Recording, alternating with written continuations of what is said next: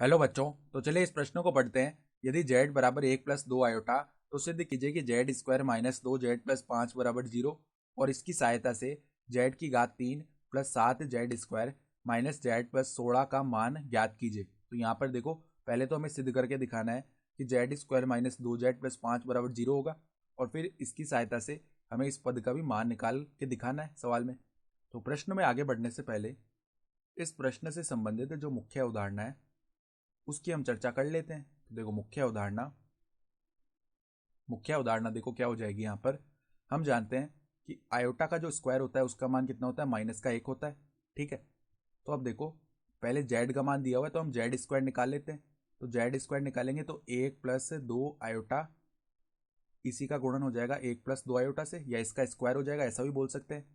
तो देखो क्या बनेगा, ये 1+2 आयोटा, फिर 2 आयोटा गुणा होगा 1+2 आयोटा से, तो 2 आयोटा प्लस में 2 आयोटा 2 आयोटा से गुणा हुआ तो 4 आयोटा स्क्वायर बन जाएगा।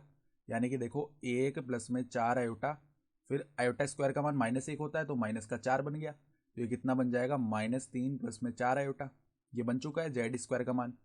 तो अब देखो, हमें क्या सिद्ध करना है, जेड स्क्वायर -2z+5 बराबर 0 होगा। तो इसका मान निकालते हैं, जेड स्क्वायर -2z+5 बराबर, देखो जेड स्क्वायर का मान हम लिख चुके हैं -3 प्लस 4 आयोटा। फिर देखो, माइनस में 2 गुणा जेड का मान कितना है, 1 प्लस में 2 आयोटा। ठीक है। और प्लस में 5 है, तो इसका मान देखो निकाल लेते हैं हम। तो -3 प्लस में 4 आयोटा, फिर देखो -2 और माइनस में यहाँ पे 4 आयोटा और प्लस में है 5। ठीक है। तो 4 आयोटा से माइनस का 4 आयोटा शून्य हो गया। फिर -3 -2 माइनस का 5 बनेगा प्लस में 5। तो ये किसके बराबर आ रहा है, 0 के बराबर आ रहा है। तो यहाँ से ये तो हमने सिद्ध करके दिखा दिया है। ठीक है। तो अगर ये सिद्ध करके दिखा दिया है तो हम जेड स्क्वायर का मान यहाँ से ज्ञात कर सकते हैं। कितना आएगा, 2z माइनस में 5 आ जाएगा। ठीक है। तो अब देखो, हमें जो पद ज्ञात करना है वो लिख लेते हैं। यानी जेड की घात 3 प्लस में 7z square minus Z plus में 16। ठीक है। तो यहाँ पर देखो, जेड की घात 3 को ऐसे लिख सकते हैं, जेड स्क्वायर गुणा में जेड प्लस में 7z square minus Z plus में 16। ठीक है। तो जेड स्क्वायर का मान रख लेते हैं, 2z-5 गुणा में है जेड प्लस में 7 गुणा जेड स्क्वायर का मान कितना है, 2z-5 माइनस में है जेड प्लस में 16। ठीक है। तो अब देखो, इस पद का मान क्या बन रहा है, जेड की घात 3 प्लस में 7z स्क्वायर, फिर क्या था देखो, -z+16।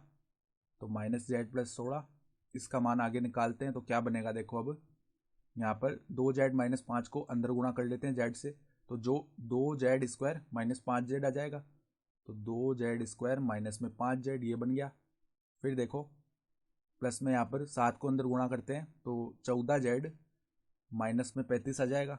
तो 14z-35, ये बन गया। फिर देखो, -z+16 है तो माइनस का जेड प्लस में 16। फिर देखो, 2 गुणा में जेड स्क्वायर का मान पुनः रख लेते हैं। क्या आया था जेड स्क्वायर का मान, 2z-5, तो 2z-5।